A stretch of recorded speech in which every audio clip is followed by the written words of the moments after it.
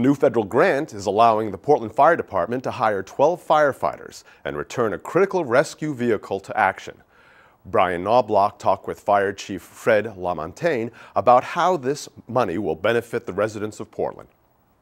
Chief, tell us about this new federal grant that we received.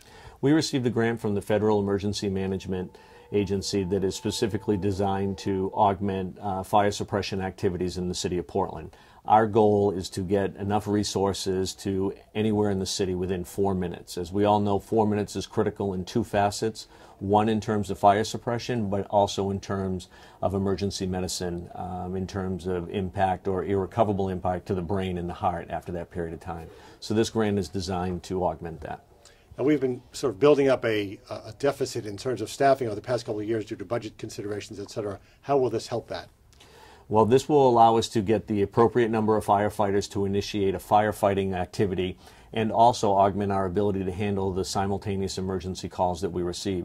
Over 1,200 times a month, we have at least 2, if not 3, and sometimes as many as 9 simultaneous calls going on. And this extra company will give us one more tool in the toolbox to really make that difference, so we don't have any sort of delay in getting to somebody within 4 minutes. And how has the firefighters been dealing with this shortfall over the past couple of years?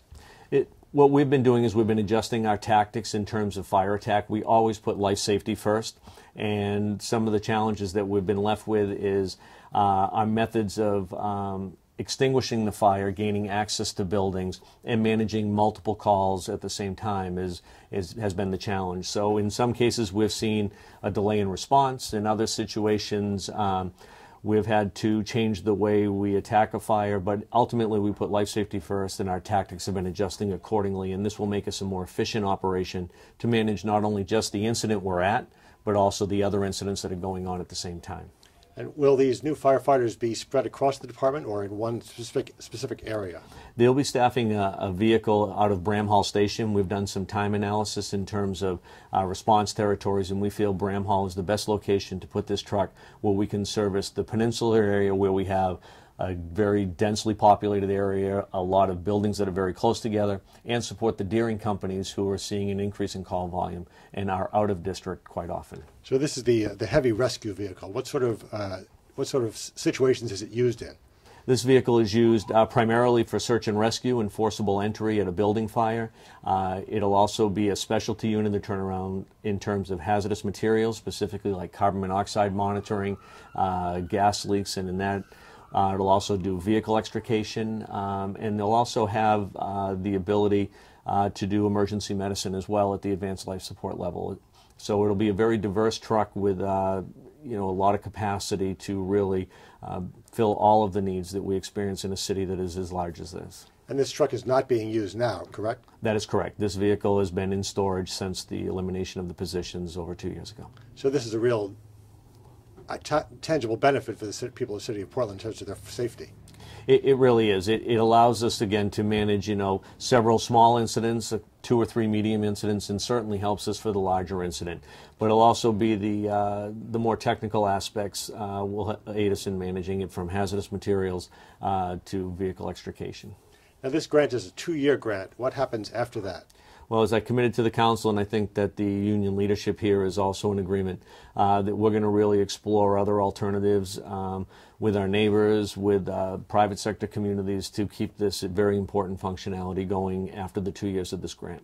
And you're also working with the fire department, firefighters union as well, is that correct? That is correct. The president of the Local 740, John Brooks, has been very cooperative, and so has their team in terms of helping us pull the information together around the grant and quantify the information that we need.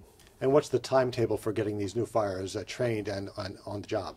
We hope to begin a recruit school in the early part of July. It'll take us approximately 25 weeks to get them trained not only in basic firefighting but also in advanced emergency medicine.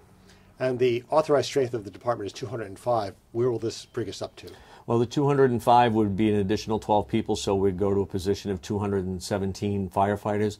But really, people need to recognize that we work 4 platoons, so that number gets quartered, and then we lose, because of our emergency medicine call volume, the fact that we have people dedicated to a Marine division, and we also have people that are dedicated to the jetport function Our on-duty staff typically dedicated to firefighting is 30, and those 30 individuals are dispersed throughout the city, and we gain 3 additional people per platoon. So ultimately we're moving from 30 to 33 on a given day.